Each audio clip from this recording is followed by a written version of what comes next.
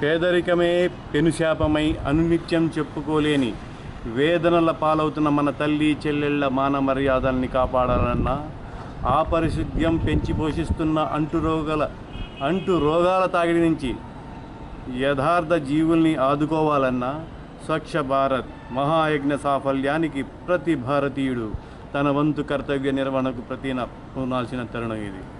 వ్యక్తిగా నిలవాలన్నా, వ్యవస్థగా ఎదగాలన్నా, సామాజికంగా పురోగమించాలన్నా, ఓ నాగరిక జాతిగా శిరశెత్తుకు బతకాలన్నా పరిశుభ్రత ప్రాణావసరం. పరిశుద్ధి లేమి కారణంగా పర్యావరణం కలుషితమై వ్యాధులు ప్రబలి మానవ వనరులు క్షీణించి అభివృద్ధి అడుగంటుందన్నది ప్రపంచ ఆరోగ్య సంస్థ నివేదికల సారాంశం. పరిశుభ్రత లోపించడం వల్ల ఇండియా ఏటా 2,44,000 కోట్లు నష్టపోతున్నట్లు ప్రపంచ బ్యాంకు లెక్కగట్టింది.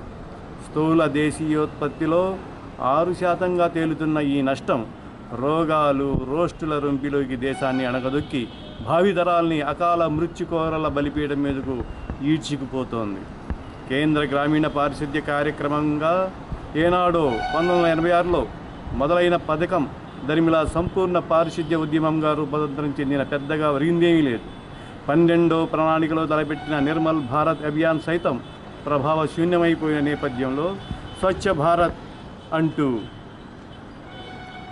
ప్రధాని మోదీ పూరిస్తున్న జాగృత పాంచజన్య ఘోషకు ధీటుగా ప్రజావాహిని అపర గంగా ఝురిలా పోటెత్తి తరతరాల కష్మలాన్ని ఊడ్చిపారేయాలి. స్వచ్ఛ భారత్ అనేది సాదాసీదా సర్కారీ పథకం కాదు. ప్రజల వలన, ప్రజల చేత, ప్రజల కొరకు, ప్రజలే ముందుండి సాగించాల్సిన ఉద్యమం. అన్ని స్థాయిల్లోని ప్రభుత్వ రంగ ఉద్యోగులు, విద్య, ఆరోగ్య, స్వచ్ఛంద సంస్థలు, పంచాయతీరాజ్ వ్యవస్థలు, స్వయం సహాయక యువజన సంఘాలు, ఆవాస మార్కెట్ అసోసియేషన్లు, వ్యాపార పారిశ్రామిక సంస్థలు ఈ పరిశుభ్రత ఉద్యమంలో క్రియాశీల పాత్ర పోషించడం విద్యుక్త ధర్మం. వారానికి 2 గంటలు చొప్పున సంవత్సరానికి 100 గంటలు ఇంట్లో, వాకిట్లో, పరిసరాల్లో మురికిని వదిలించి ఆరోగ్యకర వాతావరణం పరికల్పనకు ప్రతి ఒక్కరూ కూడి రావాల్సిన మరో జాతీయోద్యమం ఇది. పారిశుద్ధ్య సేవల్ని విస్తృతం చేసి 11 కోట్లకు పైగా మరుగుదొడ్ల నిర్మాణాన్ని కేంద్ర ప్రభుత్వం అంచనా వ్యయం దాదాపు 2 లక్షల కోట్ల రూపాయలు. 2019 అక్టోబర్ 2న మహాత్ముడి 150వ జయంతి నాటికి ఈ బృహత్ యత్నాన్ని పూర్తి చేసి తీరాలన్న సుదృఢ సంకల్పంతో అధికార శ్రేణుల్ని కదం తొక్కిస్తోంది మోదీ సర్కార్.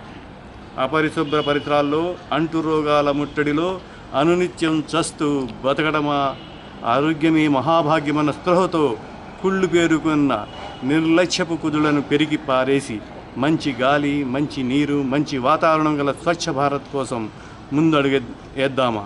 వారానికి 2 గంటల శ్రమతో మనం శ్రేష్ఠ భారత్ని సాక్షాత్కరింపజేయగలం. జాతి పితకు నివాళిగా అందుకు ఈరోజే ప్రతినబూనుదాం. స్వచ్ఛ భారత్ మన కోసం, మన పిల్లల కోసం.